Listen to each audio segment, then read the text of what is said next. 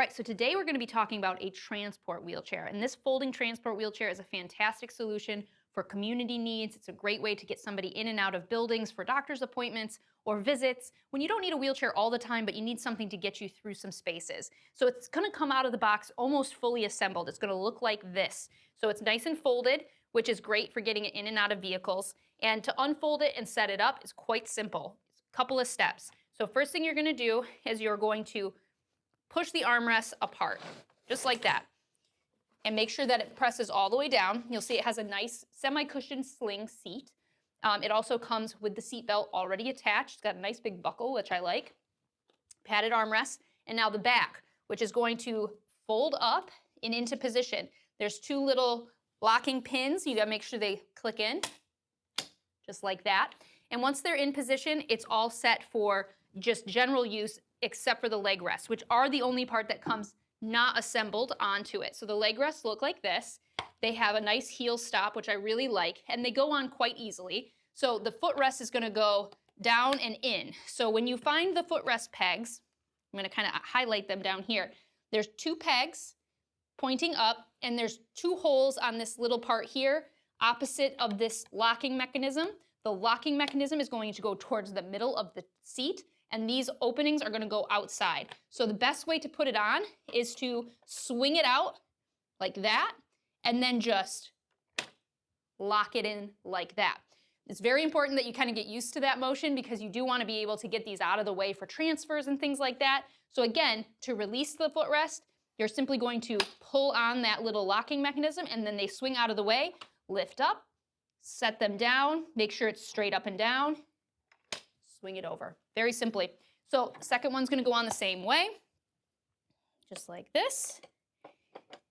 Another important thing is when you're setting this up for a user, there is adjustability in the footrest height. So depending on the length of the legs of the individual who's sitting in the seat, you want them to be at a comfortable roughly 90 degrees. You don't want their knees up into their chin if they have exceptionally long legs. So it's very important that you adjust these footrests. And that is simply done with the push pin system right here. So we can do a push pin down, give us some more length. Just make sure that the push pin is set in place. Now, another reason we adjust a leg rest, and sometimes you'll see one leg rest longer than the other, is if an individual is wearing some sort of orthopedic boot or shoe that has a thicker sole, because you want both legs sitting roughly even. So sometimes you'll see a footrest that's a little longer than the other one, and that is to accommodate a thicker soled boot or something like that if they're using the chair during a recovery period. So it's important to set that to give the best comfort for long-term sitting. All right, so let's quick talk about how we would disassemble this so that it's ready for transport. Very simply, it's just reversing the process that I just did. You're going to swing these leg rests off. I always start with the leg rests just because you need to get them out of the way. Press the button, lift them off. I'm gonna lift up that center part. Now, if we look on the back here, you're gonna see these little press buttons. I marked one with white.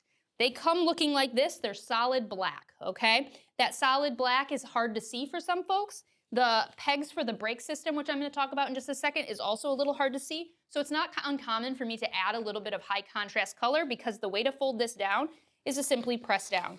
And it's easier if it's kind of tucked up in there so the fabric doesn't get in the way. And just like that, we are flat and ready to go. Now, let's talk about the brakes and safety a little bit with using this type of wheelchair. This wheelchair is not self-propelling, meaning the individual who's using the wheelchair cannot sit and propel themselves as the wheels are too small. They can also not engage the brakes themselves because the brakes are way back here down on the back side, making them really only appropriate for an assistant to use in the process of helping the individual who's in the chair. They do set quite easily, just a simple press forward, making sure you lock both of them during transfers. If you're parking on any sort of slope, anytime you're using this, it's important to know how to use the brake system. You can engage it and disengage it with your feet. If you pull it like that, push it like that so you don't have to bend as much, but just know that the brakes are there and they should be used during all transfers. Another useful thing to know is that on the back, we have these little pegs, and these are designed to help with curbs or small steps or elevations. These small wheels tend to get caught up on any gaps in the sidewalk, could be little potholes, or even rough surfaces. So one way to deal with that is to use these little props to kind of elevate the front wheels. We do not want to go too high, as this does not have an anti-rollback. There's no additional support in the back, so definitely holding on tight, little pop up over those whatever is in the way, and then move forward. So it is a really well set up little chair. You can add a cushion if you want to. Know the width of the individual who's using it so that they can be comfortable. It does have padded armrests. Add a bag. Just a great offer for the community mobility needs of any individual struggling with their mobility.